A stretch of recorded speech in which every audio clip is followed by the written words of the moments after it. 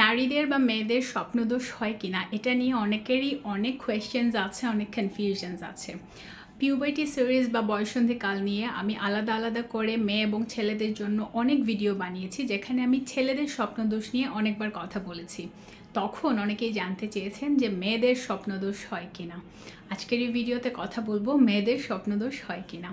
Of course হয়, এবং এটাকে বলা হয়ে থাকে স্লিপ অর্গ্যাজম বা নকটার্নাল অর্গ্যাজম। দ্যাট মিন্স একটা নারী বা একটা মেয়ে যখন তার বয়ঃসন্ধিকাল শুরু করে, তার যখন লৈঙ্গিক হরমোন তৈরি হওয়া শুরু হয়, সে বিভিন্ন ধরনের শারীরিক এবং মানসিক পরিবর্তন ফেস করতে থাকে, তখন ঘুমের মধ্যে তার স্লিপ অর্গ্যাজম বা নকটার্নাল অর্গ্যাজম হয়। দ্যাট মিন্স ঘুমের মধ্যে তার যোনিপথ থেকে এক ধরনের সাদা লিকুইড ফ্লুইড বা তরল পদার্থ বের হয়ে আসে, এবং ঘুমের মধ্যে অনেক সময় তিনি সেটা ফিল করেন এবং ঘুম ভেঙে যায়, এবং ঘুম যখন ভেঙে যায় তখন তার অর্গাজম হতে পারে বা তিনি সেটা অনুভব করতে পারেন। অনেকগুলো কারণে এটা হতে পারে। অলরেডি বললাম যে হরমোনাল পরিবর্তন, শারীরিক মানসিক পরিবর্তন, এবং এট দ্য সেম টাইম কেউ যদি তার সেক্সুয়ালিটি অনুভব করে তখনও তার এই স্লিপ অর্গাজম বা নকটার্নাল অর্গাজমটা হতে পারে।